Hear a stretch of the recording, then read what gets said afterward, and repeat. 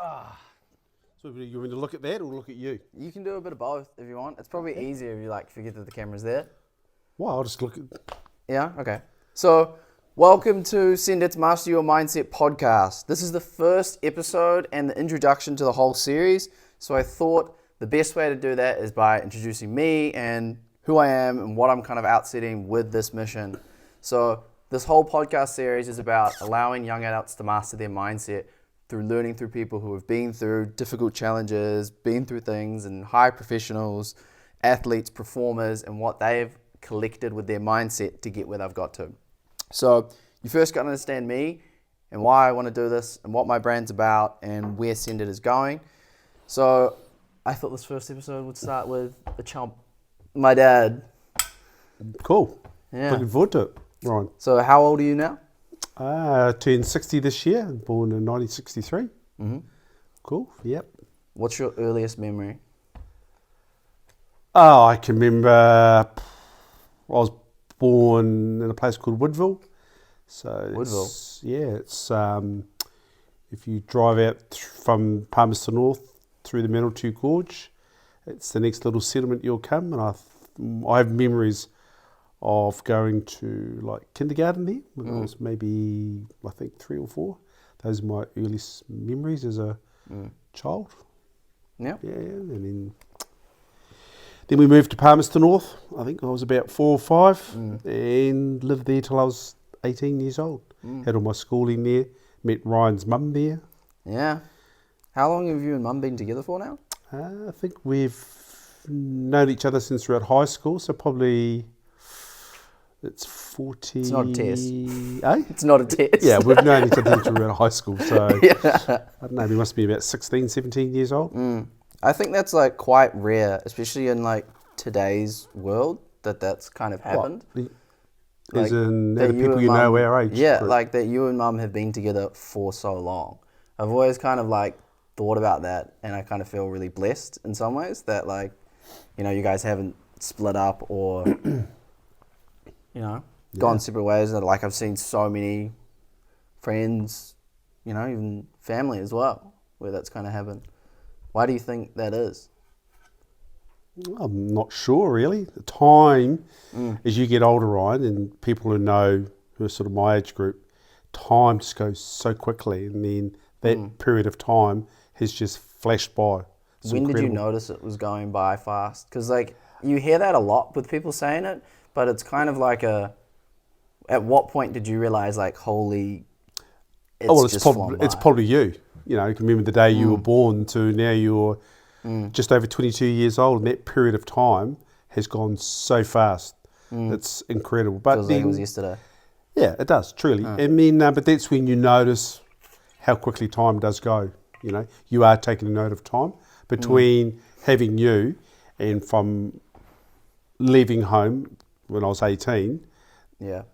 You don't really keep it. You don't really. Time is not really a thing I keep track of. Nah, yeah. You don't.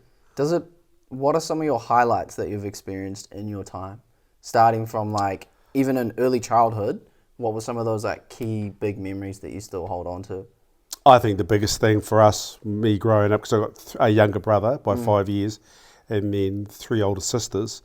But myself and my 3 older sisters, we were all very close growing up as children, and just have every time we get together, we have such fond memories of growing up. And and again, as you get older, and now we've got relatives that have died, and my mum and cousins, whatever. And again, that draws back to what you're talking about, time, how now you sort of appreciate how quickly time has flashed by. Yeah, but I have very fond memories of my childhood with especially my sisters. How do you think childhoods today are going to be different from childhoods back in your day? You think of how we have we got phones, exactly. all this kind of stuff. Exactly. Do you think back then is probably better than what we have now, or now is better? Oh, I personally think now is better. The reason being is that now everything is at your fingertips, information-wise, with cell phones, especially with cell phones now, computers, anything that you want to know or any information you want access to, is there instantly. We didn't have, unless you read a lot or possibly watched a lot of TV, maybe then you'd pick up on things. But now everything's instant. Yeah, and that's been a change, and it's probably come in since the event of, I would say, cell phones, to be fair. Do you remember when they first started coming in and did you notice it? I can remember when I was at high school and I was 17, and that's when sort of a computer was at school. Yep. And then when I started working, even then computers didn't really come in probably in the last 25 years to 30 years. Yeah. But as a learning technical advice, it's definitely coming in since your lifetime, since you've started school. Well, you put me in through digital class going through. Oh, was definitely. that year 3 I started in there? It would have been when you would have been 10 or 11 years old at primary. And we purposely, your mother and I thought it was a very good thing. I mean, Ryan's mum is quite tech savvy, and for what she does. But we could only see that as a benefit to you. To give you an extra early step into it. Yeah, I suppose. I think that's been a great stepping stone for me. It's been quintessential to getting me so savvy with everything so quick. Oh, definitely. We've got a lot of friends like my age group, and who are not exposed to computers and getting on the internet and doing a lot of stuff because they weren't really. Say a lot of those guys who are builders or. The tradesmen, there was no, back in the day, there was no need for them to become using technology. Yeah. They probably do to a little degree now, but, I'm on computers every day at work, so, absolutely. Phones and stuff, so I'm quite used to it. But there are a lot of people in my age group especially who, Do you think it's kind of taking away some of those, the adventures, the classic, I had to bike 100 meters to go 100 Ks to get to school. Those types of stories with the whole technology push that's kind of came out. Kids drawn into with their phones or into a room instead of going out and exploring the world. Do you kind of think that's happening as well? It's the trade-off that we're kind of seeing. No, I don't think that makes any difference, mate, to be perfectly honest with you. Now kids to me seem to go, especially younger children, their parents drop them off at school. Yeah. Back in my day, it was either you walk to school or you push bike to school. Yeah, that was it. Yeah. But again, that's that during that period of time. When I grew up. Now I think people are a lot more conscious, whether it's through maybe the internet, of their children being unsafe going to school. So they, that's why parents I think are dropping them off at school. I mean, you're the same. We dropped you off at school. Don't get me wrong. But I biked when I got older. We tried to help you bike. I'd bike with you when you could. What were some of the core foundations you think that built you to who you are, in your personality growing up? Yeah, like I was getting back to you before, when I was younger, I spent a lot of time with my older sisters, and so I always sort of, because I was younger, and obviously girls develop a bit quicker, my sisters always used to pick on me, and I was always given a bit of a hard time when I was younger. Yep. But I think that at the end of the day, that makes you, some ways, a little bit stronger, what they say. You can take more. Yeah, I learned a lot from my sisters growing up when I was younger, and the reason why my parents didn't, my parents both worked really hard. I never saw my dad for days, for maybe a week or two. He was working all the time, and he worked shift work as well. And my mum was the same. Where she could, she would work. And so when I come home, if mum was working, especially they'd be me and my sisters, or I'd go and play with my mates, But I learned a lot of learnings from me and my sisters because they were older. Yeah. There's an 18 to 2 year gap between the three of us. So, my sister above me, she's just over a year older than me. The next one's 3 years, and the next one after that's 5 years. So, and so they taught me lots as I grew up. Yep. Being in the household together, plus with my mates. But there wasn't, there is now, Ryan, for the younger people, especially growing up, there's not, again, getting back to technology. Yeah. There's so much easier access to information now. And it's everywhere. You want to know something, it's at the growing up, when I grew up, it was only really what you learnt at school, which was the basics, and what you learnt with your mates, or also with me, like I was saying, with my friends. But the older stuff I learnt, stuff that was a above me. I learned that from my sisters, to be fair. You What kind of stuff was that? Oh, you'd overhear things that they were talking about, whether it would be, I don't know, fashion or, because they were a little bit older and mature, being the youngest one, I'd always sort of listen and find out stuff from them. Or I'd ask them questions. Because like I said, to be fair, my mum and dad weren't, mum was, but especially my dad wasn't around a lot because he was working. Now, there was 5 of us to bring up. Did you know that at the time? Well, I didn't realise it till I got a bit older, and when I was, especially in my late teens, I started playing a lot of sport, and you always sort of want your parents there, like your dad there. Support. To watch you and, be proud and all that sort of stuff. But because my dad wasn't there, because he was working, and then other boys that I was playing sports with, like we'd travel somewhere and their mum and dads you'd always get a ride with them, and you sort of wished yourself, I wish my dad could drop me off or take me to sports, but he basically couldn't because he was working. Yeah. And that was a bit of a thing with me when you came along and you started doing stuff. I always said to myself when I became a father is that I wanted to try and spend as much time with you as I could, because I spent very little time, quality time with my own dad. Yeah. Because he was, he was always working. I always find that interesting. Like, what happens typically is you learn something from like your childhood growth or something that you feel like you didn't have, and then you try and give that. Like, to me, being your son, you feel like that's what you lack. Yeah, for sure. Yeah, and I know people say that you shouldn't live your dreams through your children's eyes. Yeah. You know what I mean? But it happens, really. Oh, for sure. And then it wasn't until I got, when where we grew up, it was like we were very not poor. Well, I was going to say not poor, but we didn't have a lot of money. But like our mother made all our clothes, and we used to have like hand-me-downs. So whatever my sisters got when I was young, when it didn't fit them, it came down to me. So you were wearing dresses?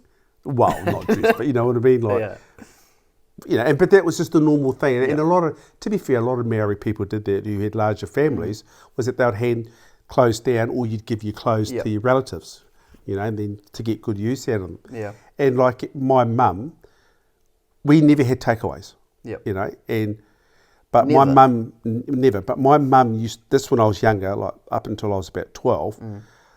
But the main reason, of course, is cost, because we couldn't afford it. But my mum used to make us everything, from our clothes, all our food. We used to come home from school, and my mother always used to have baking.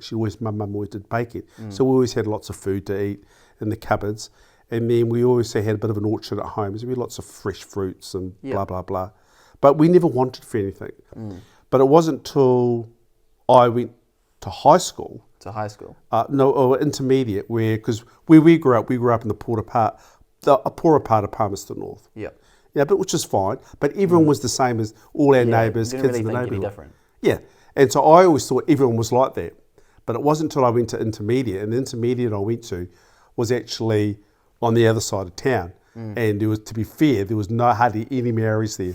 All the Maoris went to the closer intermediate, which I knew a lot of the kids there, and I just thought, I thought it was a bit strange. No, because our parents, my mum, wanted us to go to the European school, basic school.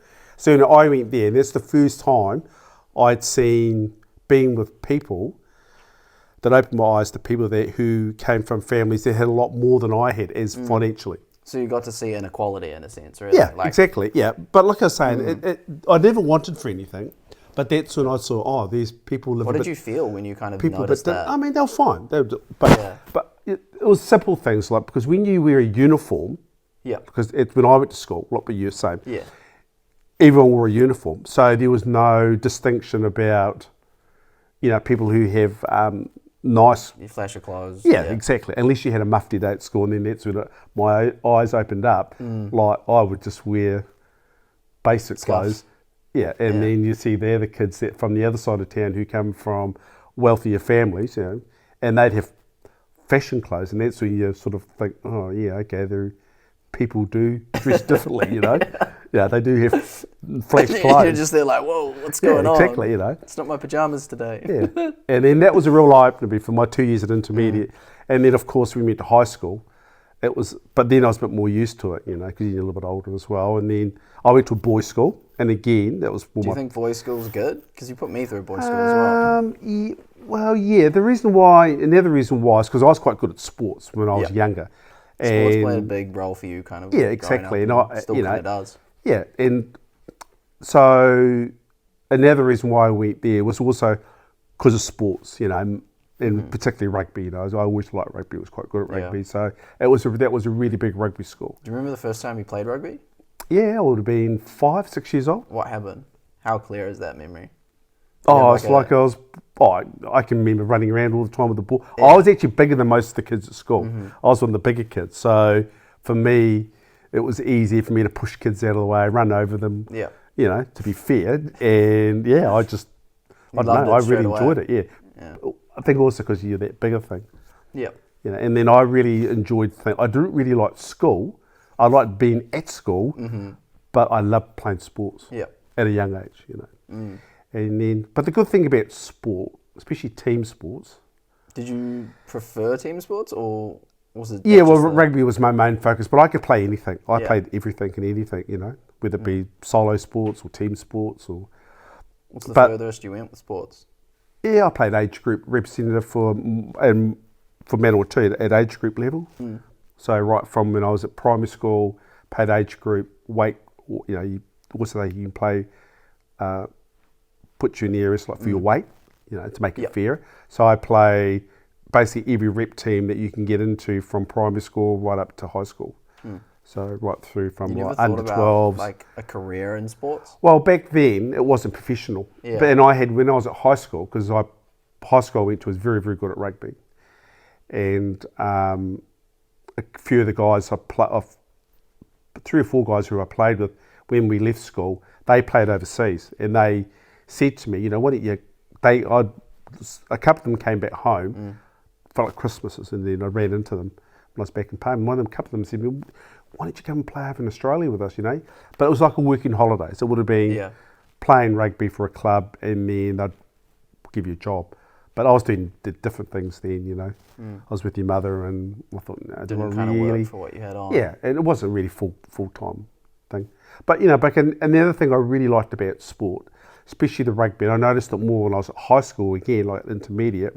I was playing sport with guys who were like me, from really hard working kind of. Yeah, and then guys I worked with, and their parents were doctors, or lawyers, or. But we were all the same. When you were at high school, it was a bit different. We all were the same, and that equal. Team thing became a real. I really liked the team thing, the camaraderie behind it, right? Yeah, exactly. You all want to win and that, but where you came from wasn't a really big thing. But you respected each other, and then the parents got on as well when I was at high school, and I found that as well once I left school, and then I played rugby. And through my 20s up until I was 32. And again, I met a lot of guys playing sport, from builders to plumbers to doctors to, whatever. And we're all still good mates. I find that, but like when I started playing golf, it's a very solitary sport. Would you say with rugby, it was kind of interesting when I didn't pick it up at a young age? Because I remember I would have been, how old was I? Like 5, 4. And I said I would do 1 season of football, just to test it out, and then I would switch to rugby. Yeah, and I just never switched. Yeah, I never. I don't know. To me, when you're young, and it was told to me as well that if you want to play sport, and then I didn't really care what you played or what you did, to be fair. Yeah. But as long as you did something. Yeah. And then. If you were good at it, or you wanted me to help you, or your mother and I to help support you, we'd support you 100%. And like I said, with my job, and as you know, I can take a lot of time off, and I can do lots of things. Because you've had the same job for so long now, right? How many years is it? I've been there 40 years now. 40 years. Yeah, 40 years. 4 decades. 4 decades. I never thought, and again, the time frame is just vanished, but I spent 20 years in Wellington working down there, and then I've worked 20 years here.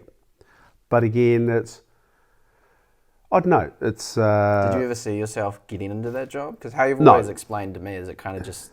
Yeah, I sort of fell into it, really. I just like a lot of things that people say, the How did that happen? right place at the right time. Oh, we were in Wellington. I was looking for work. I ended up going like the unemployment place. Got a contracting job working at a place for fisheries. Yep. And then one thing led to another. I met one of the managers. They offered me a job. And then I did that for a little bit, maybe a month or so. I didn't really like it. And then I ran into the people who I work for now, which is Quarantine Service by Security New Zealand now. Mm-hmm. And I met a few of the guys that were working there on the wharf, and they worked at the airport and stuff. I thought, oh, this is really interesting. And then I got to meet one of the managers, and he offered me a job. I had to do some, blah, blah, blah, as a trainee. And then one thing led to another, and been there ever since. Why did you stick with it? Like there hasn't been any point when you've been like, nah, I want to change it up, especially like today. Yeah, it's there's a lot of things that happened back then. I was in my early 20s with your mother, and we were there. What you normally do, you probably like now, you go to a job, do it for 3 or 4 years, save some money up, and travel. And your mother and I thought about doing that. And then we thought, well, no, why don't we... Because you never lived offshore or anything, eh? You've always lived in New Zealand. We've always holidayed a lot. We've always travelled a lot anyway. But then we decided, we had friends that basically went either straight from school, saved some money up, went straight from high school overseas and did their OE, which was a really big thing. Or the other half of our friends would go to uni, get a qualification, maybe work for 6 months to a year, save some money up, and then go to Europe. And then go there from anywhere from 3 to 10 years. The odd one has never come home. They've always lived over there. But your mother and I we back in the day, we sort of go, do we want to go, come back, go overseas for 5 years and then start again? Because we were both working. Yeah. And then around that time as well, we thought about property. Should we buy a house? And we hummed and hawed. And then one thing led to another, and we ended up getting pushed out of flats. So, we made the decision to buy first property. And then from Would there... it have been like $5 back in the day for a house? We paid $98,000 for a 2-bedroom townhouse in an area called Johnsonville, between Johnsonville and Churton Park in Wellington. And you had that for ages, eh? Is that the one you we were only there for about 18 months, 2 years. 2 or 3 years, I think we were there. But it's... once we started doing that, we thought, why... We started basically investing in property, and that's how it all started on that thing. And then also with my job, I started getting into going overseas for work, and just here and there. And then that soon developed and sort of going, well, if I'm going overseas for work quite a bit, use that as a working holiday, and then your mum would come with me to places as well, in Australia or when I was in Japan.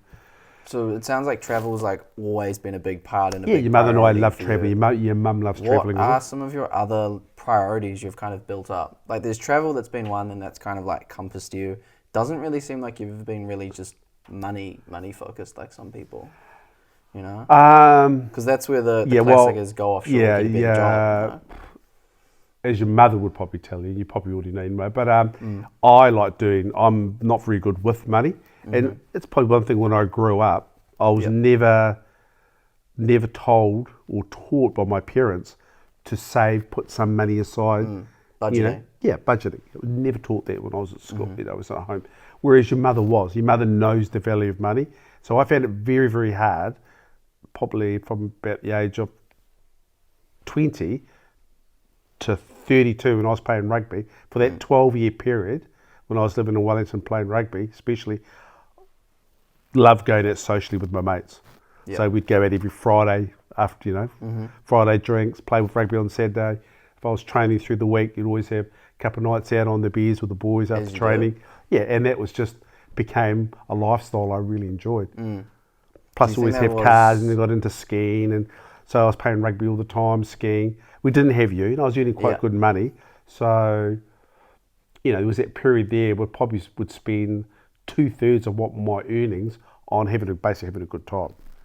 Whereas your mother was a bit of the opposite. She believed in, from her family, especially from her dad, was that you always put a little bit away, have savings, save some of your money. Not for a rainy day, but, like for investing, and save. If you want to buy something, save your money for it. Don't put it on credit or credit cards. That type of, well, we didn't have credit cards back then. Would you say you tried to give me some of those priorities or focuses? Yeah, I think we did because, like I said, once you come on the scene, once you were born and you started growing up, you think, like for me personally, I thought back the things I didn't know that I thought you should know. Yeah. And What things were those? it was like get into good habits, like monetary wise, like your mum always said to you. I didn't really talk to you too much about the money side, that was generally your mother, but it was like, put a bit away, don't waste your money. Yeah.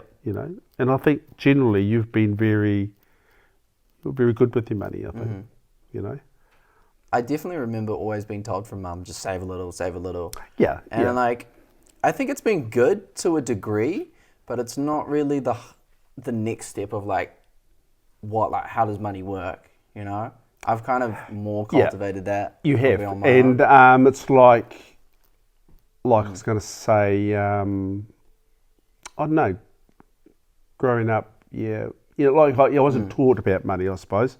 Yeah. We see Well, Ryan's there was mum. less access as well. Ryan's grandfather was an accountant, and he's very astute businessman, And he, as I got to know him better, which was probably more so once I finished playing rugby, and we started spending a lot of time together, he taught me the value of money. What was some of the advice he gave you? Well, he used to tell me things like, don't buy a brand new car, just basic things. The classic things. Yeah, and I'd say to Michael, this is Ryan's grandfather, go, well, Michael, what should we do with, we've got some money left, where should we put that? And he wouldn't really... give you an answer. Yeah. Basically what he was doing, like Philip... He wanted you to figure it out. Exactly. Exactly, Why should he give us all the answers?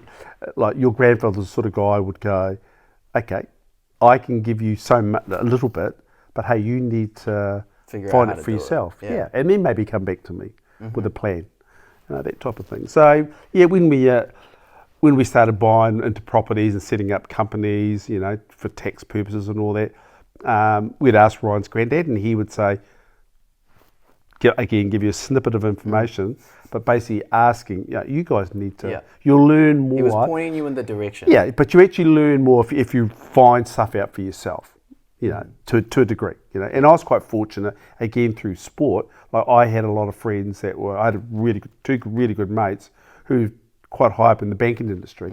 And so with things about borrowing money and setting this up and blah, blah, they gave me some really, really good advice. So sports for you was kind of like a networking space. Exactly. As well. Exactly. Exactly. And even family, my oldest sister, her ex-partner, he was a solicitor and he was a really good guy for information, and he taught me a lot as well. Yep. Just tidbits here and there about different things to be aware of. And what have been some of the biggest lessons that you have picked up from people and through those networking things?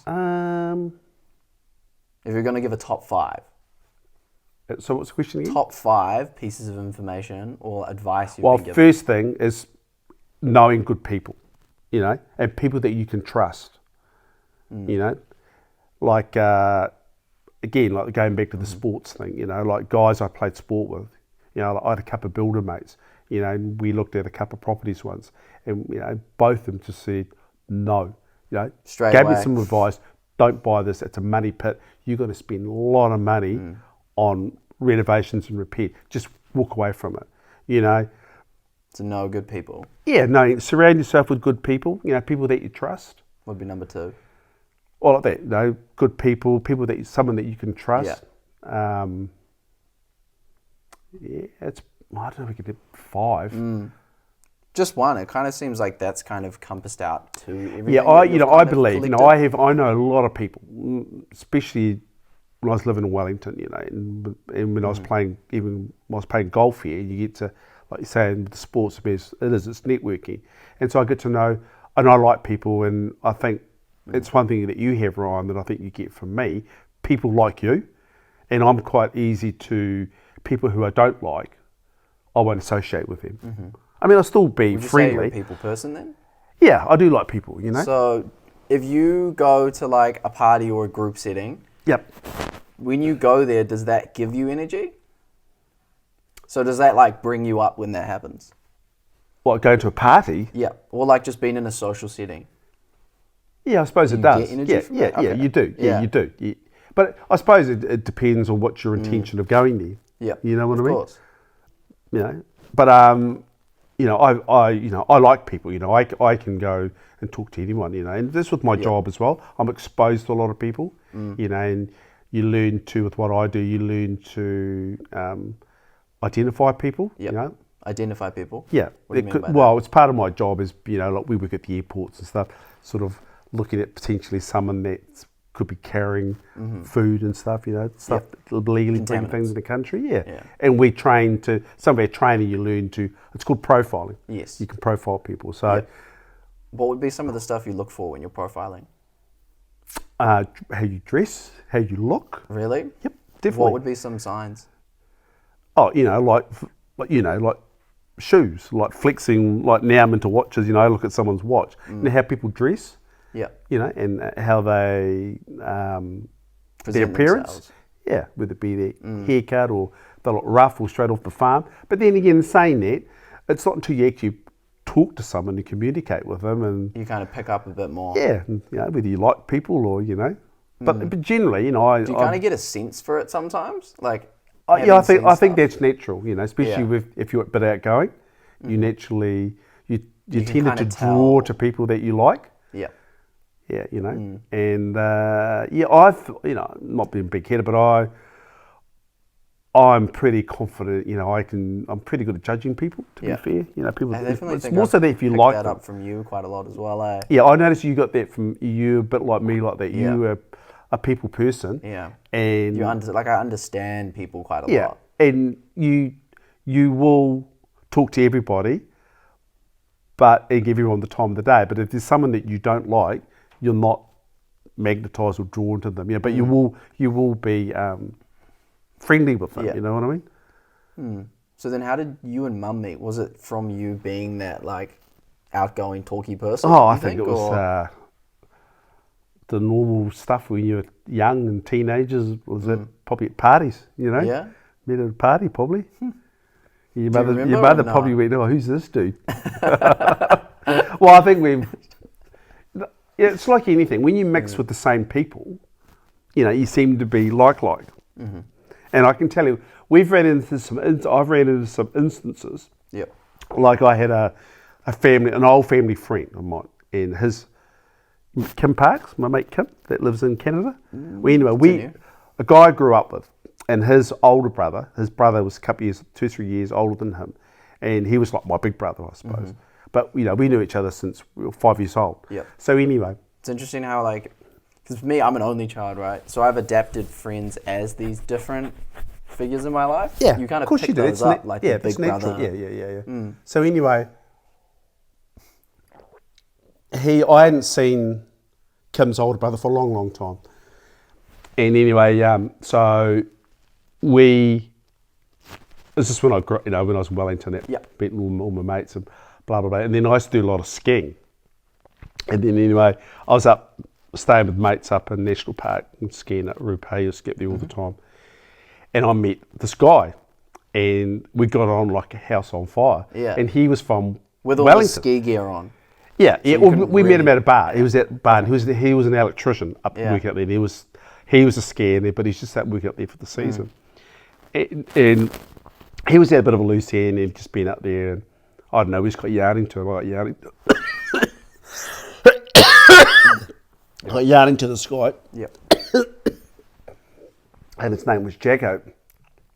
A real life of the party guy. And we ended up, I introduced him to my mates up there and one thing led to the other. We all became really good friends.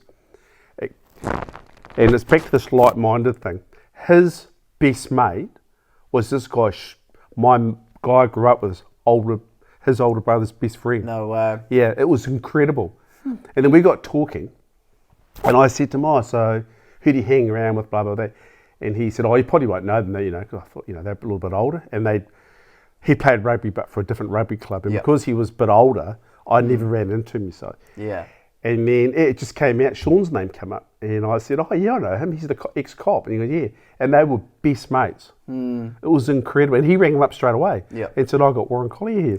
And he goes, no way. He said, he grew up with my younger brother. I've known him since he was like 5-6 years old. That's crazy. It's incredible. But it's like people talk about people who play golf. And golf people are very what's called like-minded.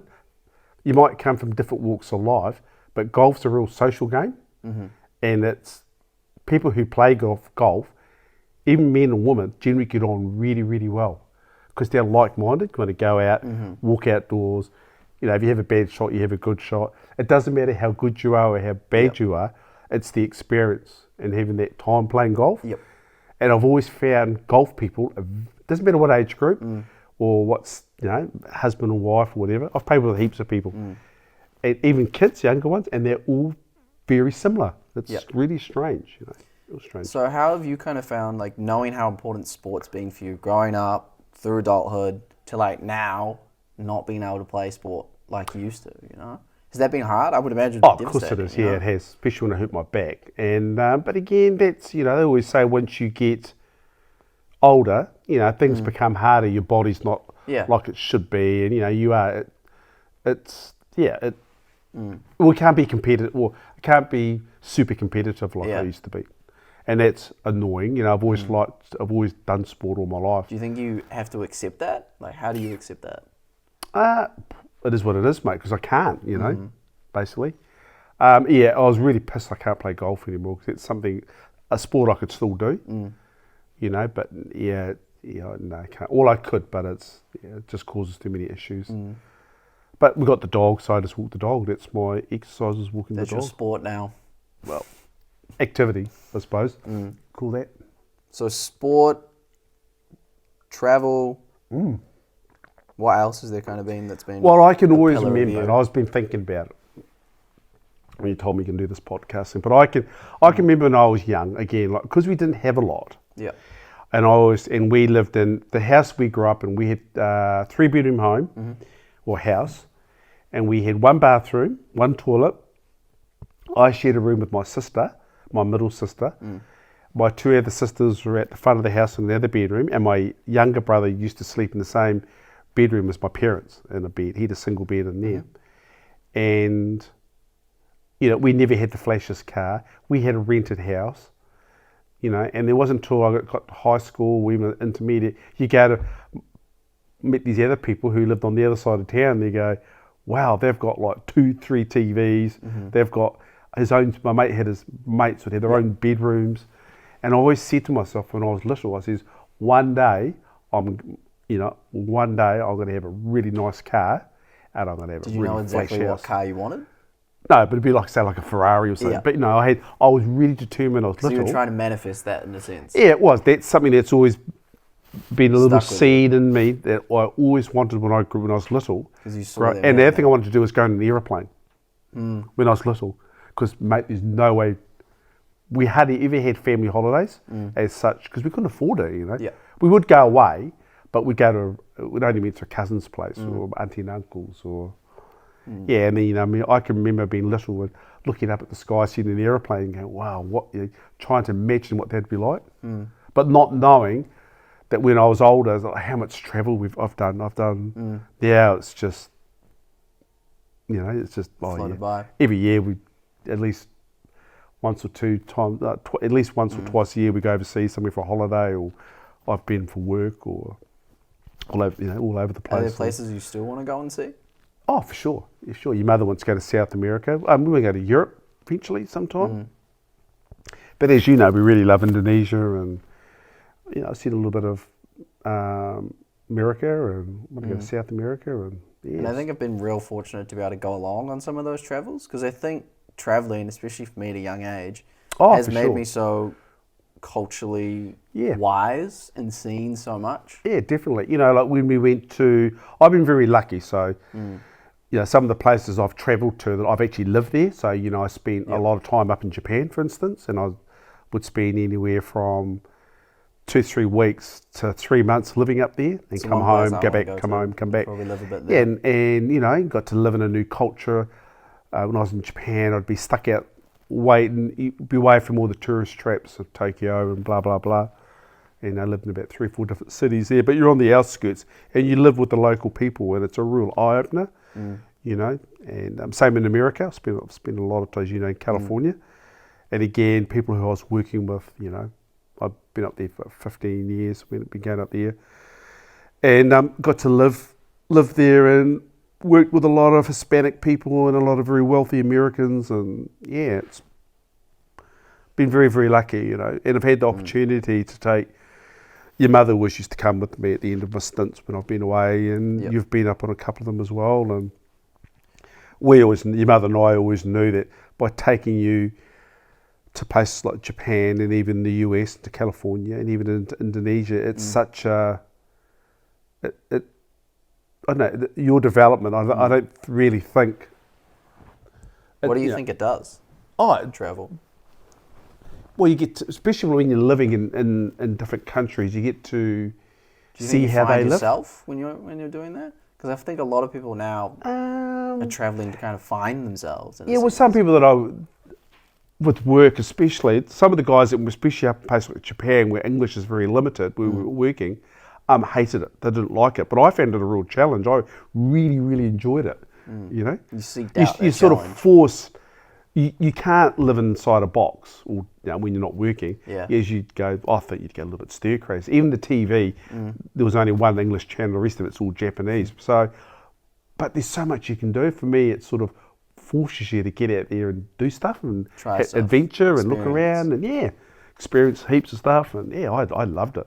And America was a little bit different because it's English speaking as well. Plus, I have a car while I'm there, a motor vehicle. So I mean, I can drive anywhere I want to. You know.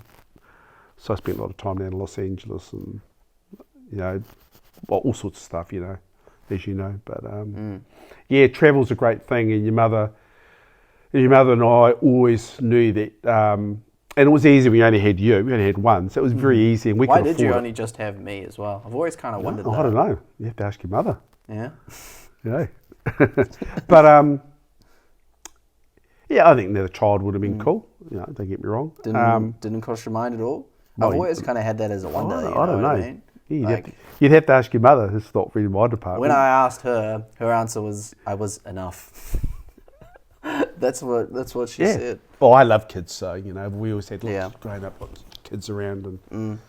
But like getting back to you, and I always thought it was all the stuff that we did with you was to give you, to expose you, whether it was education, whether it was always getting you a computer. I thought that was important that you always had a computer, but you needed it for school anyway. But even having a good phone. Yeah. On that topic, what kind of stuff did you try to deliberately pass on to me? Like what habits, what characteristics were you trying to instill? I suppose the main thing, because I, like I said before, I wanted to spend a lot of time with you growing up. Yep. Because like my own dad couldn't, because he was, he needed to provide for us.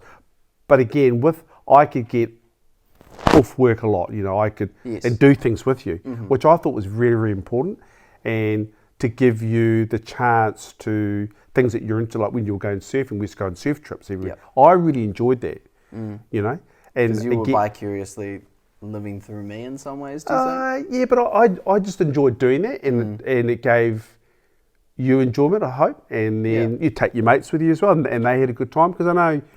Especially like with your mate Jack, is that, his dad was working all the time and his dad was travelling and going away, And so I thought that was cool, we could take one of your mates away with us, and then, I always loved those trips. And it was always, it was just refreshing. And I always kind of think back to it now, like, it was so cool being able to go and do all that. I knew that once you started getting from like, driving. Like I said to you, like from when you were about 12, probably from intermediate to you were 15, 16, I knew that was that block of period of time when you were growing up that I could have with you. Because I knew once you got your driver's license, for instance, our relationship would change, because you would be, it's like me, once you can drive, or your mates can drive and you can have vehicles, you don't want your parents taking you everywhere.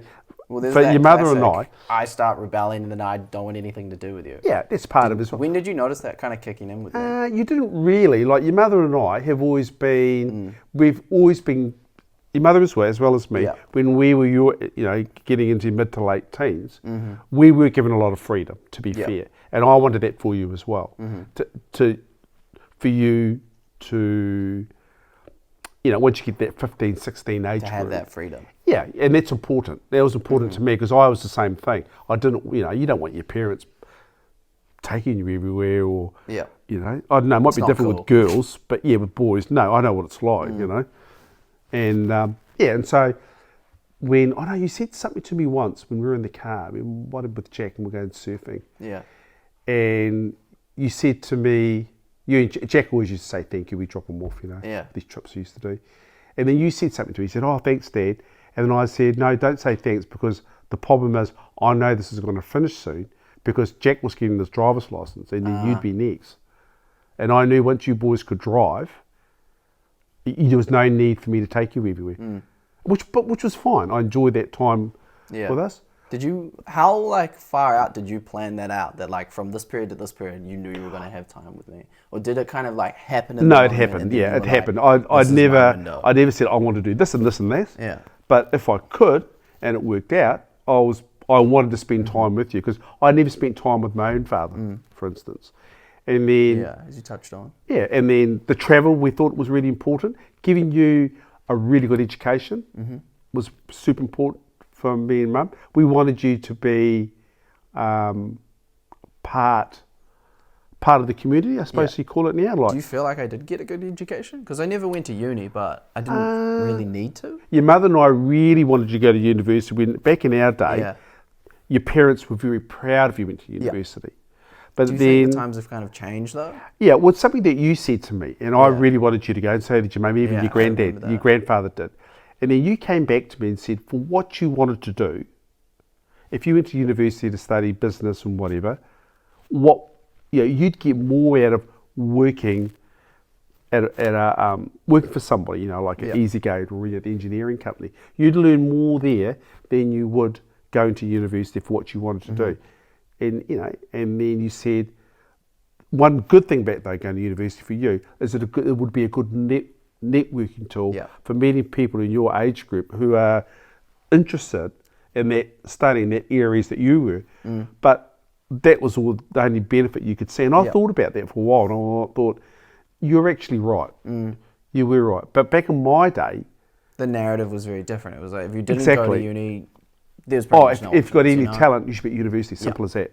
And that's still thinking now with people my age group with their children, or even a little bit younger. Oh, you need to go to university. I'll never forget. Do you? I had a conversation with an ex-teacher from Boys College. He was the gateway person that helped students get into jobs. And I remember asking him, "Is it important to go to university?" Is that Ray's brother? Yeah, Ray's brother. Yeah. I asked him, do you think it's important to go to university? And he said, if you'd asked me that a couple of years ago, I would have said absolutely. But today, not so sure. Yeah, well, the captain obvious. If you want to be a dentist or a lawyer, if you need the degree, those sort of things, you do. It's a bit of a cap. But I think to be fair, you got me into these podcast things too. And I've been listening to the odd thing here and there.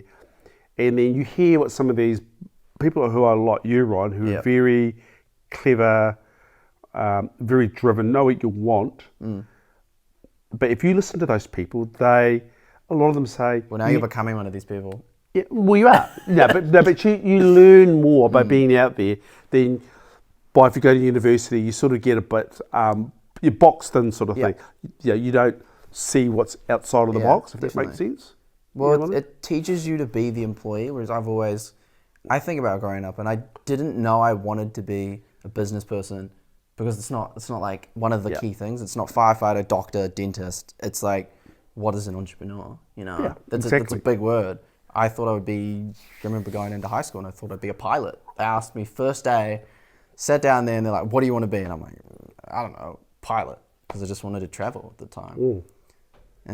But I think like something like that, like you say, a career move. Someone who wants to be a pilot, you need to go but for what I've been told, I know people whose husbands say pilots, but guys who it's like being an All Black. You don't do it for the money. You do it because you love it and you're passionate. A lot of those pilots like commercial pilots. Do it because they love flying. Yeah, that's what they want to do, is fly planes, do all the buttons and Like, do you think that's important to just find something you love, or do you think it's important to just chase the job that's going to get you the things you want? Yeah, I think seriously, it depends on the individual. Yeah, And I think also you have to be driven. You know, you've got to be passionate about something. If you, it's very easy to sit down and criticise. When I call it finger point, you know. Yep. But someone like you, it's because you're very engaging. But if you listen to what, you know, if you talk to you about where you're going, what you want to do, you need to sit down and listen and hear what you're saying. That's an interesting point that I think you're touching on here. At what point do you feel like your role in my life kind of changed? Because I always distinctly remember this. It was always the parent figure, and then it's kind of shifted to like where we're at now, where it's more like we're mates. Yeah, well, you're a young adult down there, and that's why we should treat you. You are. You're 22, mate. You know, you're not a kid anymore. And as you know, the period that was very hard was when you were unwell. Yep. You know, your mental unwellness from when you were, 16, 17, and through to your, 18? Yeah. That 18-month period was very, very tough on your mother and I. Did you see it coming? Not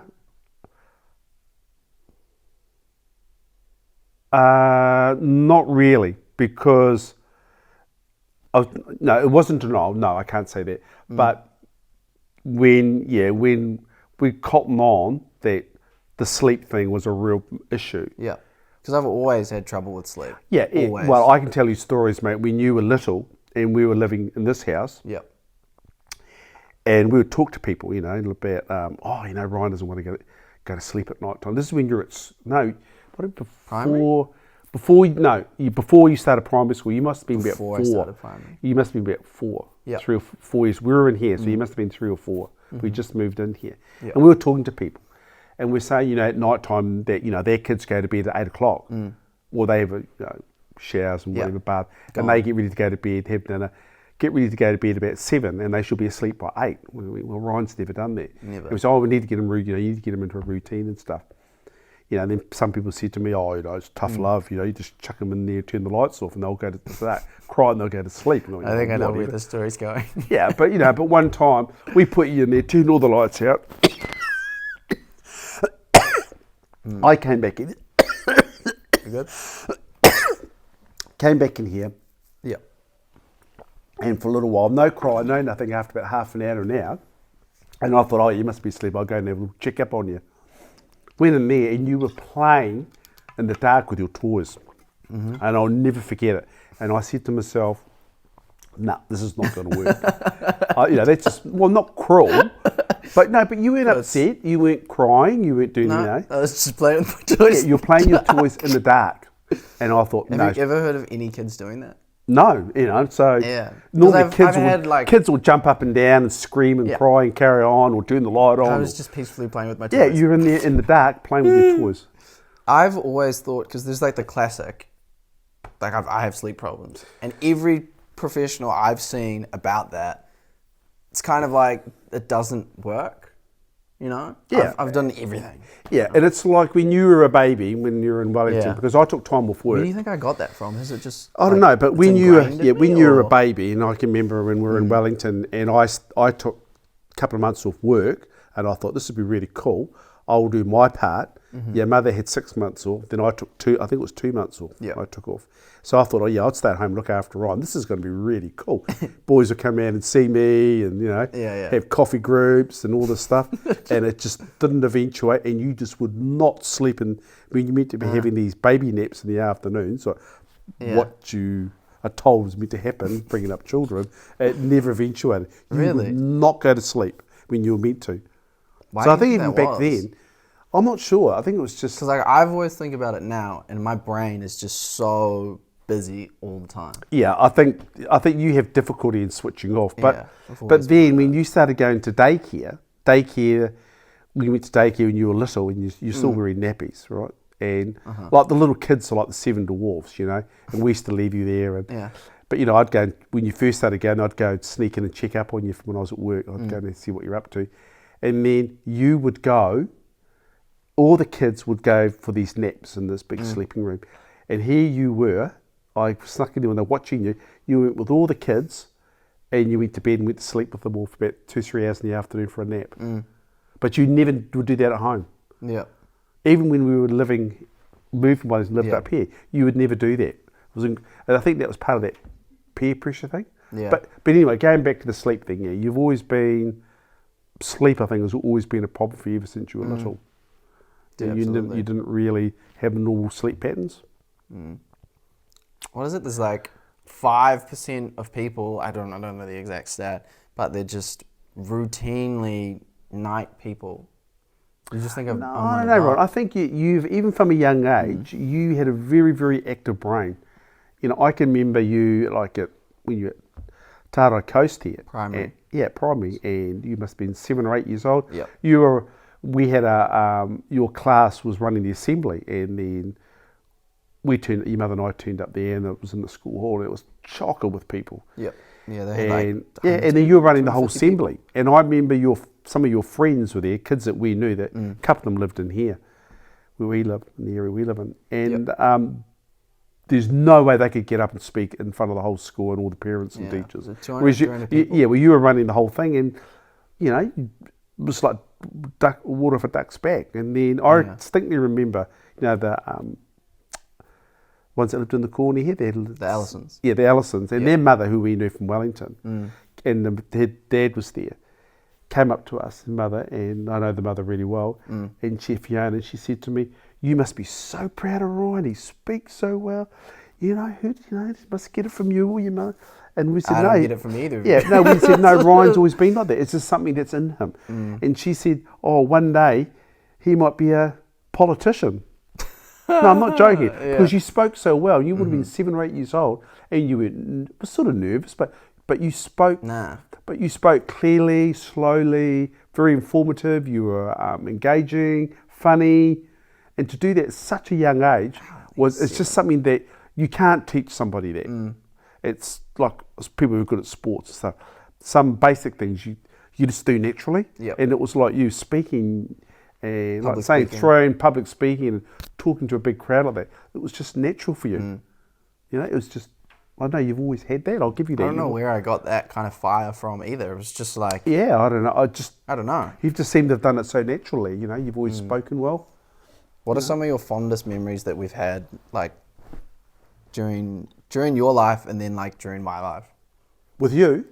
We'll start with me, I guess, first.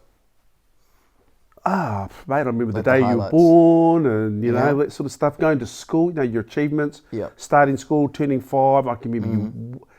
One of the big things, though, your mother and I missed out on, because we were both worked full time. We had you in daycare, so we missed some of the basic things like actually walking, learning to walk. You did all that at daycare. We'd pick you up and you were walking around, you know, top thing, because you spent and just simple things like going to the toilet, you know, you learned all that sort of stuff at daycare. Talking properly, you know, actual talking, your speech, you know, it was all developed at daycare. And you know, we've talked about it. I've talked about it with lots of people I know. You know, like you get makes you develop faster. It's monkey see, monkey do, right? Yeah, no, but you know, children who at a young age go to daycares, to me, it's so obvious they're a lot more. They speak a lot earlier, especially boys. They're a lot more sociable. They're a lot more relaxed around adults. Because we've got friends who similar age to you, and they didn't go to daycare because basically they couldn't afford it. But their kids were very shy, not like you. You know, they weren't outgoing. Well, I think it's a trade-off daycare, really. Like you could be at work while I'm in daycare. You know what I mean? You don't have to be. Yeah, but you're with you're with professional teachers or people who are looking after you. Plus, you're with other children. And to be fair, the kids that were there, I'm not trying to be like elitist, but the other kids who were there generally came from parents who could afford to pay for their children to have daycare. Because back then there was no subsidies when you went. So generally the people who come from good incomes, you know, come from good homes, you know. So, but it was a given, mate. You know, your mother and I wanted to work, so yeah, no, we could do all the really cool things we did when you were younger, traveling. Good. Yep. What are some other? Give me 2 more big milestone memories that you've had with you. Yeah. What are the biggest? It's the first thing that comes to mind.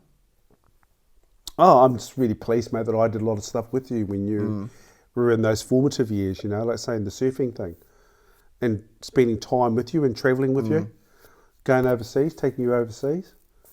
I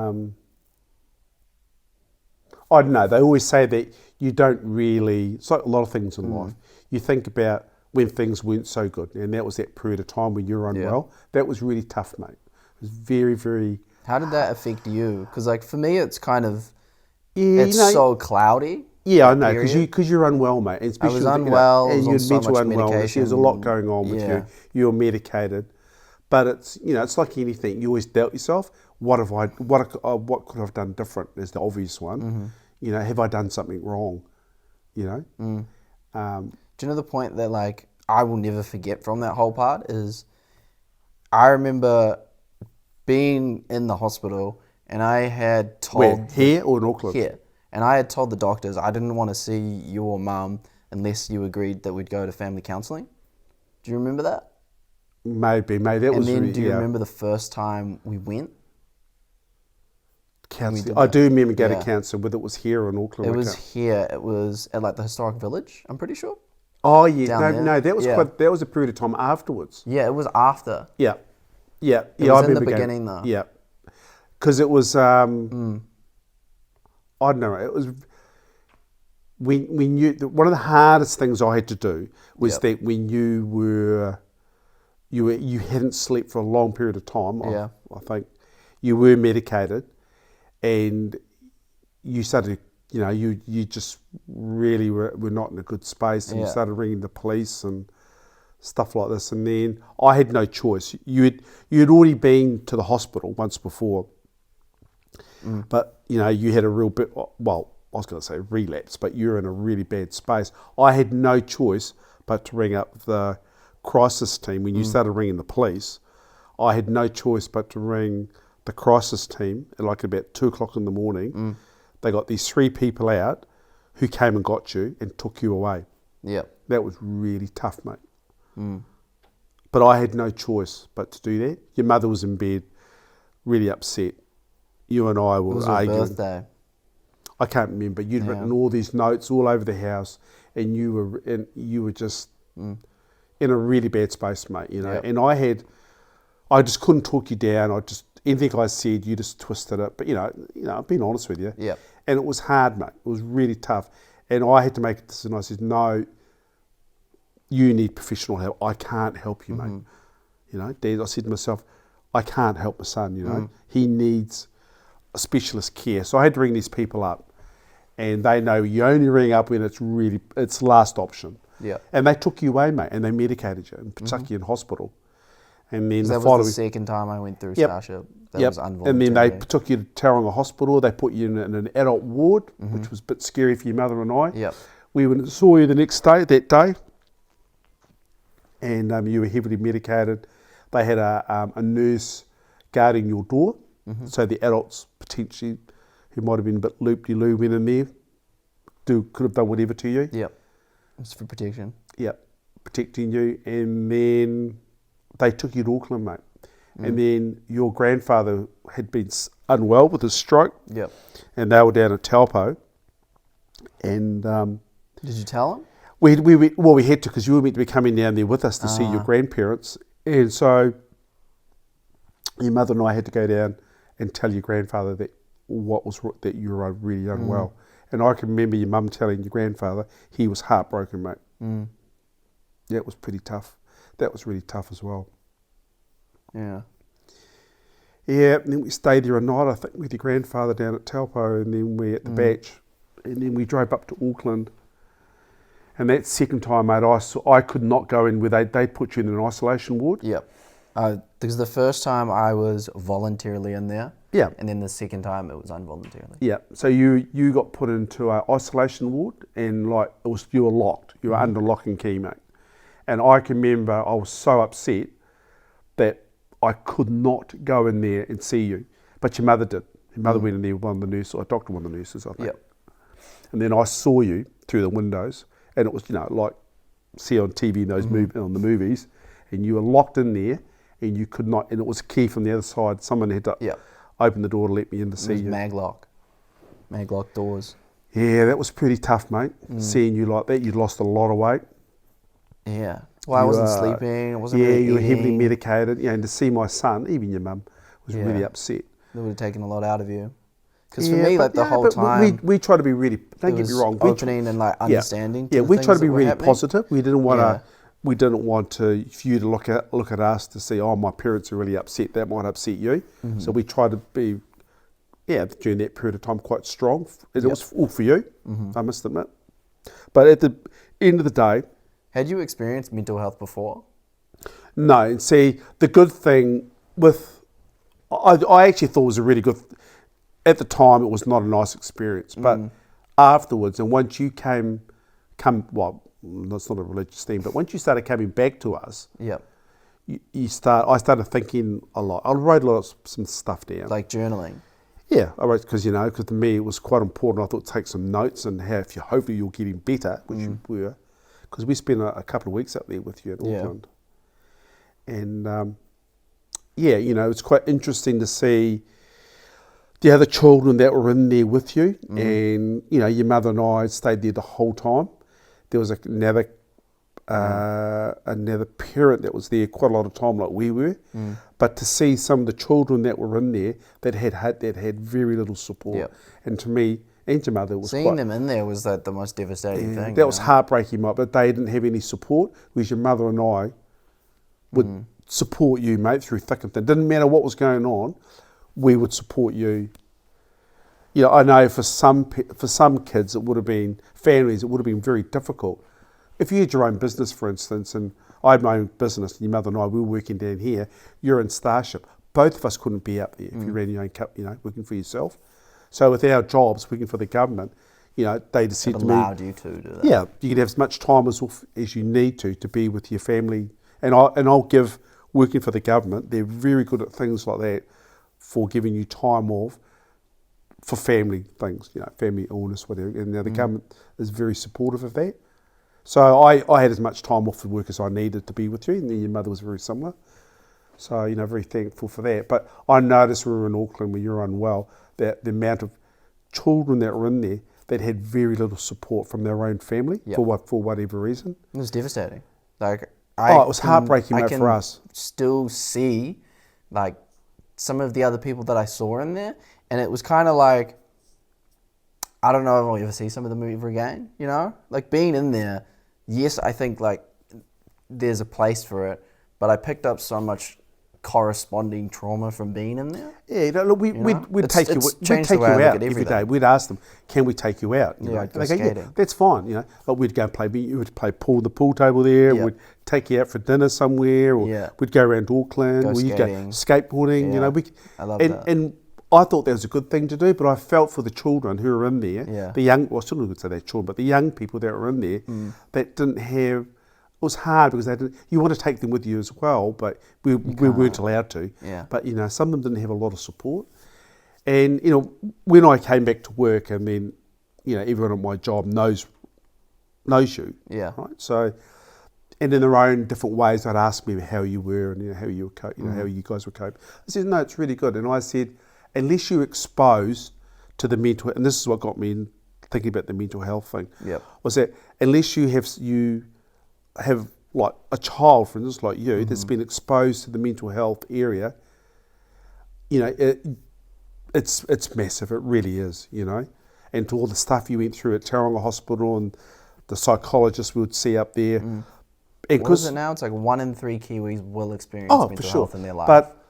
But to actually being exposed to where you ended up in hospital and seeing all the support people that are up in Auckland, which are fantastic, at Starship, can't see anything. There's so much good stuff that they do up there.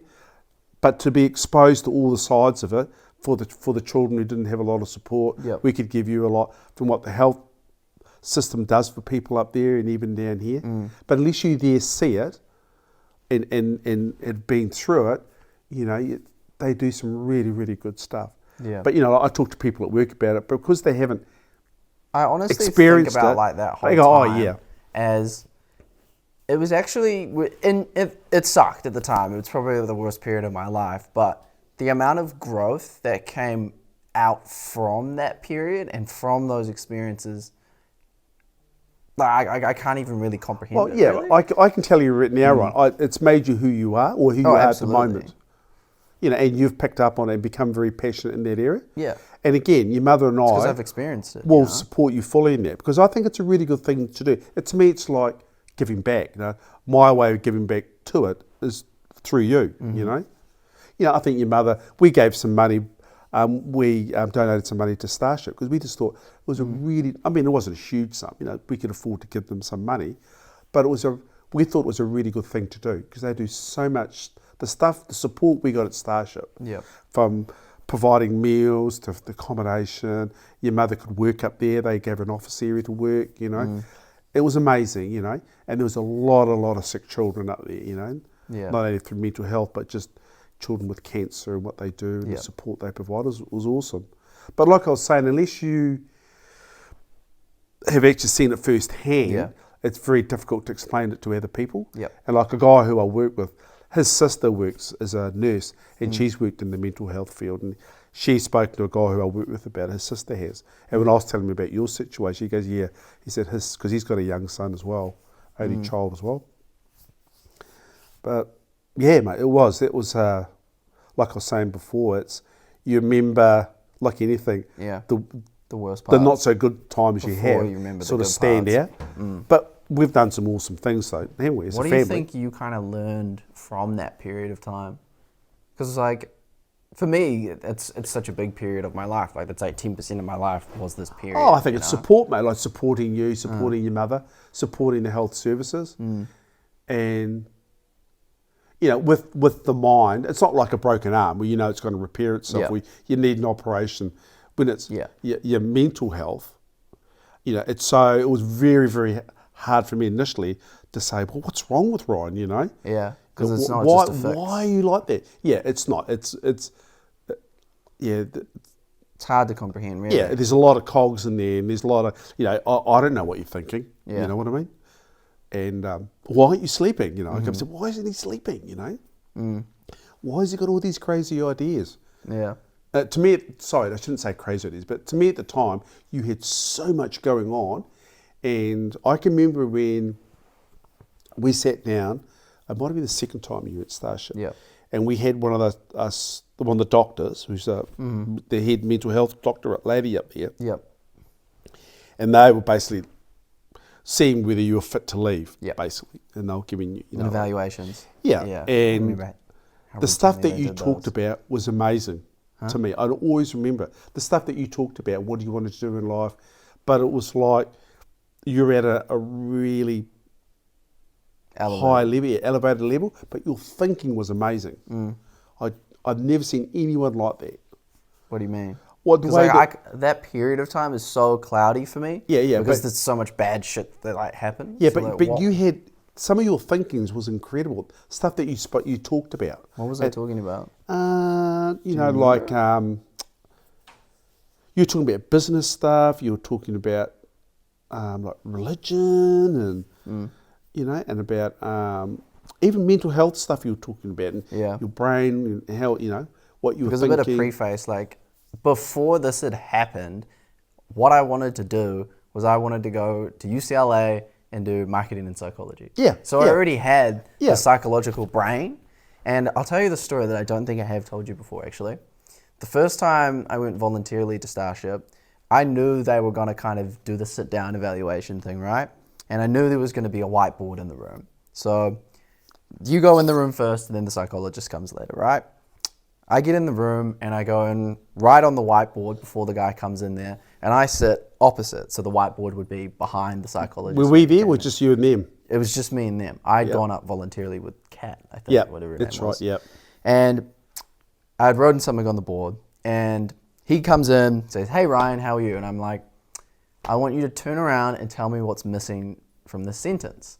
And he kind of looks at me a bit like square-eyed. He's like, "What?"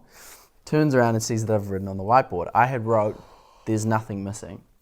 He stood, looked at it for like 2 minutes, turned to me and said, "There's no like full stop or like there's a bit of punctuation missing." And you know what I responded to him? Because I knew he was going to psychoanalyze me. That's what he was going to do. I said, there's nothing missing. And he kind of went, ah. He then sat down and gave me this golden piece of advice that I'll still never forget. He said, I'll tell you something because that's very impressive. If you go looking for something, you'll find it. And then he left. Mm. I haven't told you that story, have I? No, but you have, Ron. During that period, you were very deep thinking. Yeah, well, I still am. Yeah. But just had then, to learn and to I just, it was control incredible, it, really. But the problem was, what I saw of it is that you couldn't control it. Yeah, no. Then you just go scatterbrain. You just go. Mm-hmm. But some of the stuff you said that you were talking about was very, very deep thinking. That was like, I don't know, it was just not crazy talk, but it was just like real heavy stuff that you were talking about. Yeah. And when you thought about it, I thought about it, it made a lot of sense, you know. What you were saying, there was something behind it. And where you got that from, I don't know. Was it like when you were younger, how you just felt comfortable speaking, or you know, the stuff that you had that was going on in your brain? I've questioned that probably my whole life, why my brain is the way it is. But also, it was like you were super high. Yeah. Like, because you hadn't What is it? slept It's like for days on end, like you were just super high. You go into a state of euphoria. The only thing that it can be, someone described it to me as it's like being on a psychedelic trip, in a sense, It's like when you haven't had LSD or on heroin or something. But Literally. it was amazing though. But some of the stuff that you were talking about, I just couldn't believe it. I mean, as in how in depth that you got it. Yeah, it was. And if you, I don't know, draw the curtains away a little bit, or push some of the steam out of the way. Yeah. Some of it you made a lot of sense. You know, it was very, very deep thinking. But then some of it was scatterbrain stuff. Yeah. You know, I always kind of explained it as it's like walking on a tightrope. You need this focus and control to stay on that rope of like sanity. Yeah. Because my brain would get so busy, I would just be bringing too much in, and then that's when it became a problem. So from that period, it really just taught me how to kind of control that and like take in what's going on in my head, really. That's what I think I gained from that whole period, really, because I didn't have it before. And only through going through that, I gained these kind of skills to move forward. So what do you think of your childhood with your parents? How do you think we brought you up? Do you think we're a bit too controlling, maybe? I know you used to frustrate you a bit. There's different points. Like, it depends what angle you want me to take it at. The big point I wanted to mention on before is we didn't really have like a social family dynamic, if that makes sense. Like having people... Yeah, like we didn't really do stuff together as a family. We would go places, but we wouldn't do stuff. Like, I didn't really... what? Like, I don't know what it would be like. Actively going and doing stuff. It's like when we went camping that time with the Georges, and they do every Easter or whatever, they did camping as a family. We never really did. We used to go to Taupo. We would go Taupo, but when we were there, it's the stuff like the games, the conversating back and forward. It was always like, we're here and we'll do this, and we'd kind of stay separate with stuff. I don't know, but your mother and I's always been like that, I suppose. I know. And I only really noticed it when you're with other people. Exactly. Yeah. Then I switched and I was like, oh, okay. Like, but that's natural. Yeah. Isn't it? But that's when we've been with your grandparents as well at Taupo. But we've always been like that. And because I know what you mean. You know what I mean? Yeah, I know what you mean.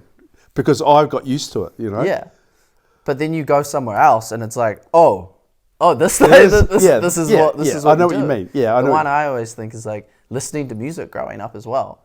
I got introduced to music through school. You guys didn't really play music growing up. Even though you have like the CDs and stuff, you didn't really play a lot. Yeah, I played music. But see, your mother doesn't like the music I have.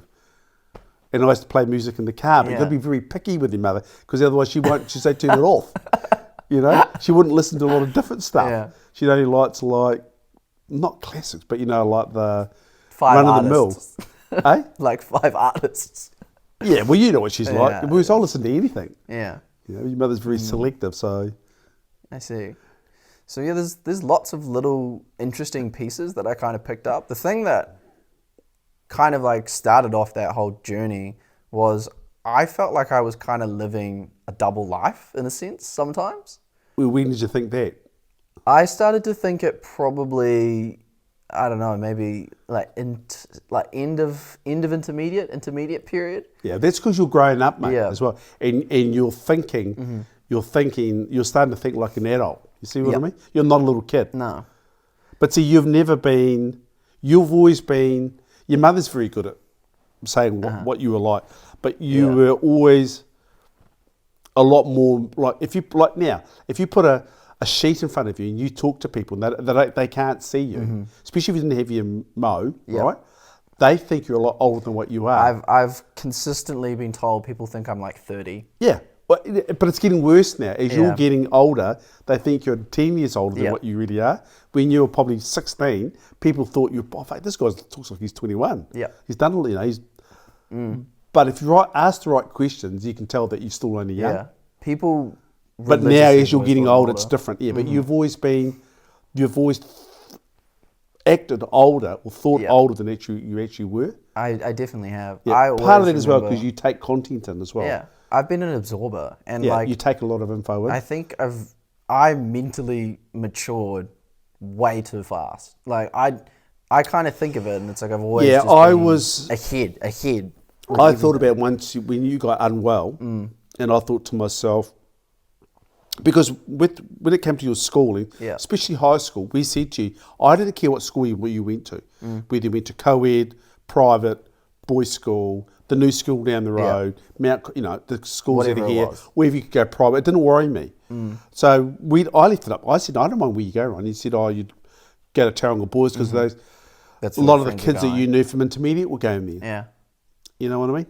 And then In some ways, I regret going there. So do I in some ways. And then once you started high school there, and they saw that you were bright, and then you got stuck in those accelerant classes. It switched It in. ended up actually pushing you ahead 2 years ahead of yourself. I was already a year ahead, and then Yeah, they pushed and then me another another year year level ahead at school. I remember it was when I went for the interview, and I could tell it was Mr. Davis. Yeah, I remember And that. he just went like, it was kind of like a, Yeah, exactly. because we had to go on the ballot. That. Yeah, I knew that because we knew I remember as soon us as I sitting spoke there, to him. and there was the other boy that was there dressed up. Yeah, wearing all his badges and all his pins. Yeah, and he was a sports geek. Yeah. He just go in there and just nod his head and go, yes, I'm in the cricket team or hockey or whatever he was playing. Nothing wrong with that, but Yeah, he was in the school. And you were the, at the end, you were the, what do you call it? academic. Yeah, you're at the academic end. And as soon as he heard you speak and saw your records from intermediate, like your achievements, straight away, we want someone like you.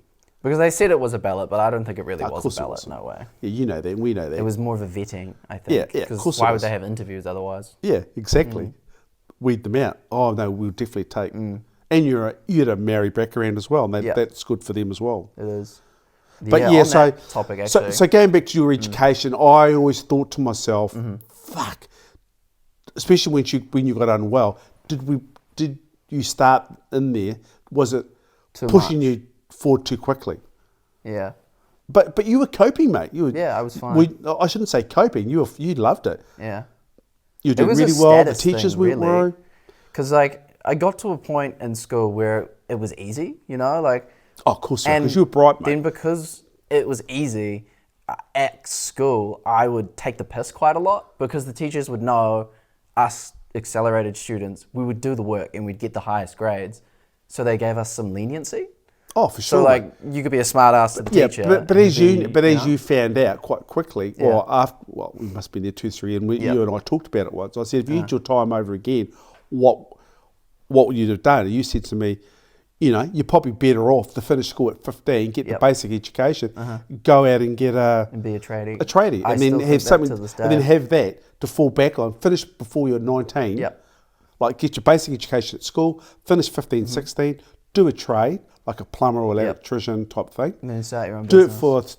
qualify yourself, maybe get a year's experience. Yep. Job for life. But that's not You what could travel school, in. But that's not what school gears you to. Yeah, at the exactly. time. Like you were saying. I think back on that now, and it's a little bit controversial actually, but school tells you, do this, go to uni. there's like you're picking. Well, that's your how I classes was brought up as well. at year 10. Yeah, if you're bright, go you in go and to university and get a further Yeah. education. If you're not bright, get a trade. Yeah, I think it's kind of a Simple. measuring a fish by how high it can climb a tree type of thing sometimes. Oh, for sure. Yeah, you know, definitely. where if we're actually told like, hey, this is an option and you can probably be just as have to go to the toilet, successful or right? just as fast. So what were we just talking about how schools kind of done this and there should be different options. and how I agree, open mate. up paths. And it's I don't know. I was really keen. I know you were as well. Yeah. Which didn't help when you got unwell was for you to go overseas to get spend that part of that gap year at school in America, which I thought would have been My really goal good for you. with that was Potentially go to university. Yeah, over there. I wanted to go to UCLA. I had my head set. I would go over there, go to the States, do their entry papers, then transfer all my stuff from here over there, and that was what I wanted to do. Yeah, because I'd spent so Until much this time. kinda happened. Yeah, time over there. You Yeah. always have this thing about America. Oh, America's this, blah blah blah. But then, because I'd spent so much time over there and got to speak to a lot of people, and I thought it would be a really big opportunity for you if we could get you over there, especially go to school, and especially what you were into. At the time, you're quite into fashion and the American stuff, and but yeah, and I think I told you when I came back.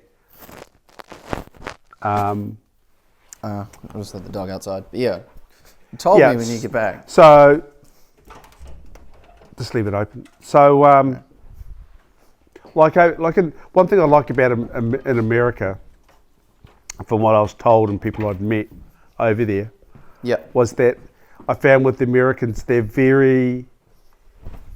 they push excellence. So if you're a higher achiever, whether it be sports or education system, whatever, They chair that. yeah, they Whereas promote we don't really to the have max. that here No, as much, eh? No, We're here it's very more tall poppy. tall poppy syndrome. Yeah. Where over there it's complete opposite. If you do well, and show potential, they will invest in you.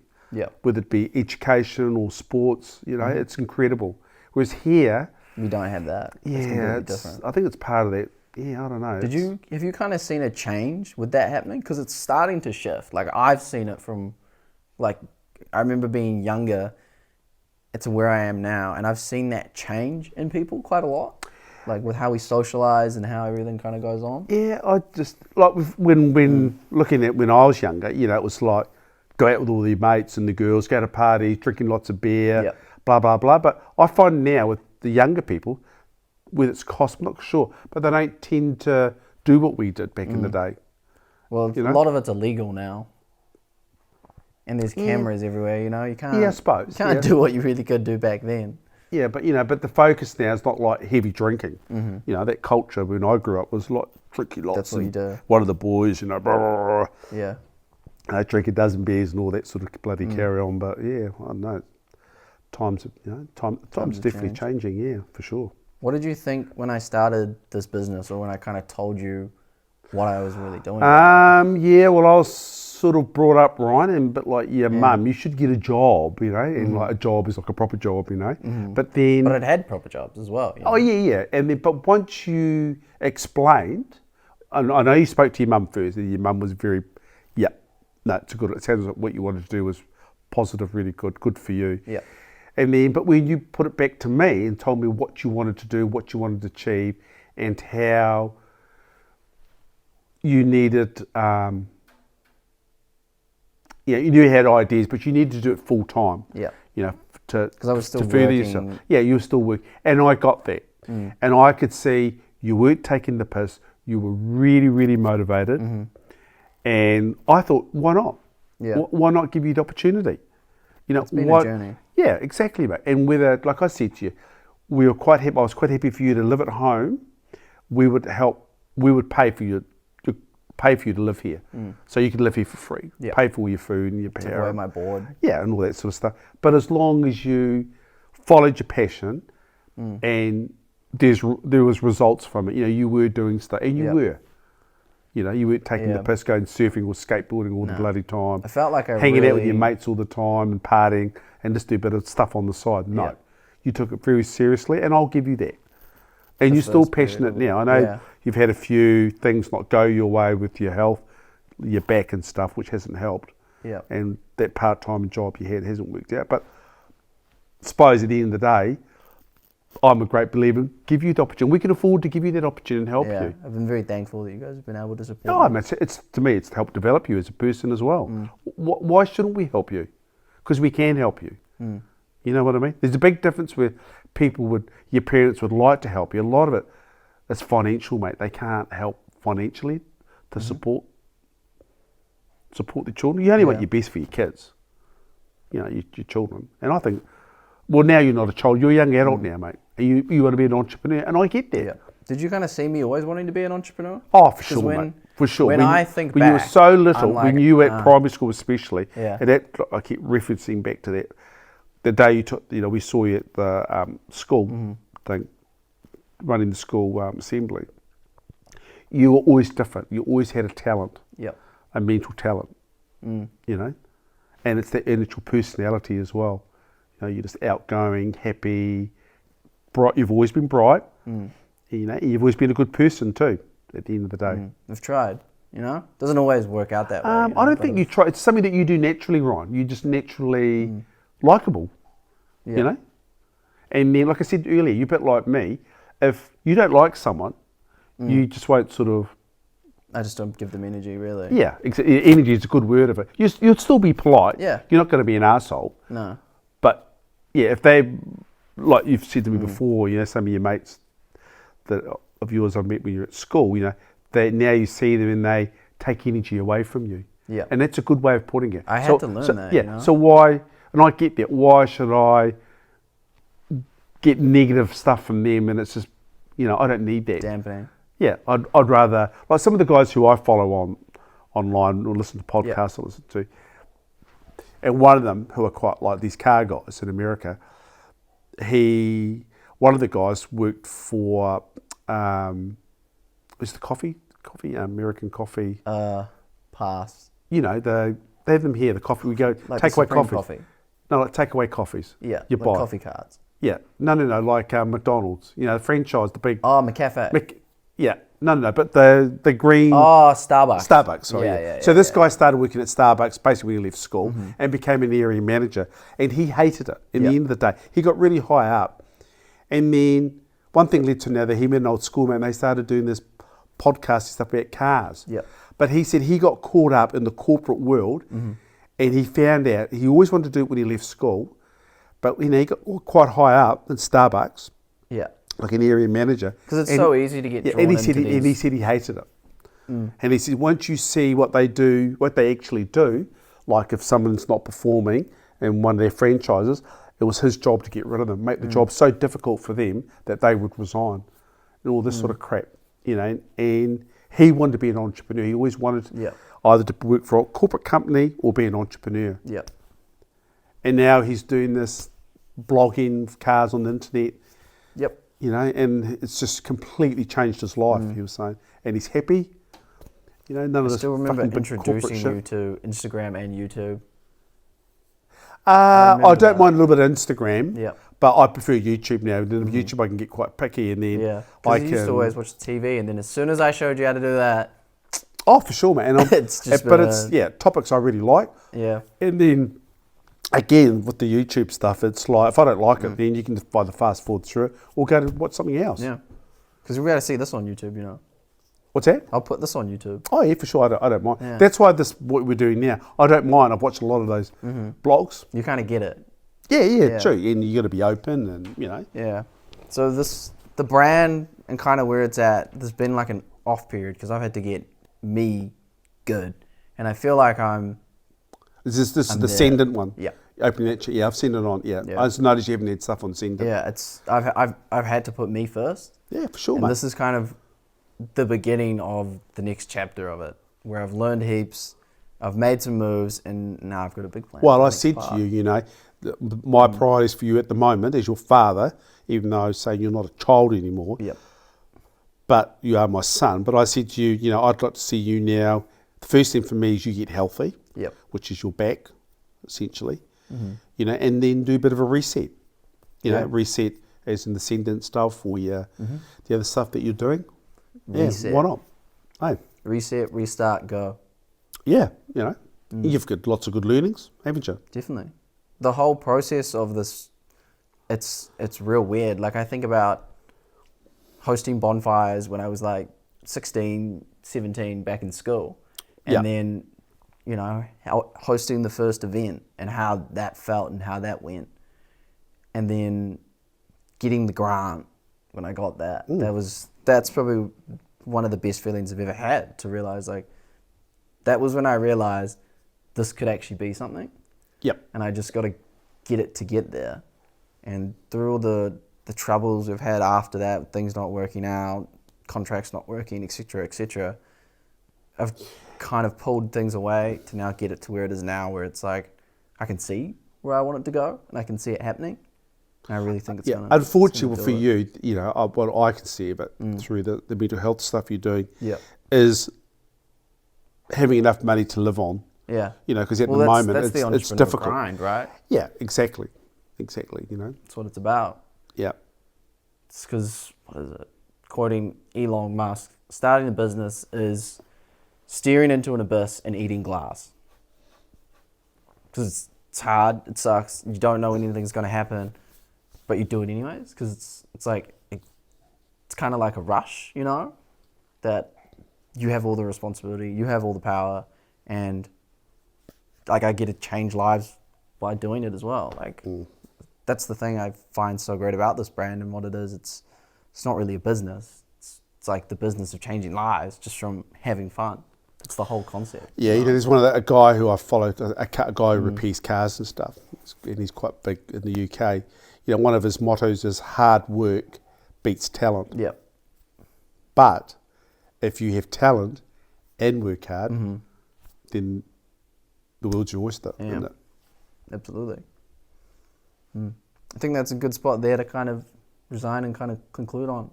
Yeah. Is there Hope anything it's else been you too kind boring. of? Is there anything else you kind of want to say, or no? No, you know, I think, you know, yeah, follow your passion, Ryan. You know, I thought, you know, I wish I was as. I know it's a hard thing to say, but when I was your age, you know, I don't know. For me, things were different. All I wanted to do was play sport and hang out, be with your mother, and I don't know, you know, just be one of the lads, I suppose. But actually, I have one final question too. Yeah, but you are very motivated. You want to be an entrepreneur. You want to give back as well. You know, and yeah. So I have one final question in closing. If you were going to start again today, you go back 40 years. Yep. You're 21, 18. I've actually thought about it. I knew you were going to ask me this. Yeah, it's my favorite question. And you were in today's world, what would you do? What would I do? Knowing the knowledge you have now, you take all that with you. What would you go back and do?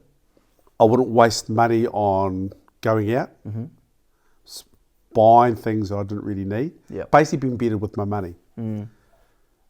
And I would have got into investing, into property, which your mother and I like, you know, but definitely have, for myself, had better, using my money better, I suppose, realising what the value of money. And how would you go about that? So like, what would be the actions you would kind of take? Yeah, I knew some smart people, mate, from like sports, especially a mate of mine, Steve, who was really high up at the ASB Bank. And like I said to you before earlier, surround yourself with some really good people, because I know some really good people, you know, and smart people as well. And I can't, for me personally, I can't put a price on someone who I trust. You know, I have a lot of good friends, and I trust them to the max, and that works both ways. And if I ask them for some advice, I know the advice they're going to give me back is going to be truthful and honest. You know, they're not going to be like someone who I don't know and don't trust. And if someone to buy property or something with somebody, they're just salespeople. But someone who I trust and who's a mate, you know, I think you can't put a price on that. Okay. And family as well. Yeah. So get into a bit of investing. Surround yourself with good people. Yep. Be smart with your money. Yep, definitely. And you think that's going to set you up and that would get you better than where you are today? Oh, definitely. Tenfold, probably. But it's things that you said to me and my mother, oh, you guys should be doing this, and this, like investing in here, doing this, doing that. You telling me to get on, do a watch blog thing, on the internet. I think that needs to happen. Eh? That needs to happen. Well, yeah, but I don't know. I can't be. You can't. The motivation and the burning desire to do that is not there for me. Well, maybe this is the start. We'll see. Could be, Ryan. Could be, mate. Okay, we'll cut that there. Cool. Thank you, buddy. Awesome. They go better than you thought. Is it good? Yeah, mate, for sure. Son. For sure.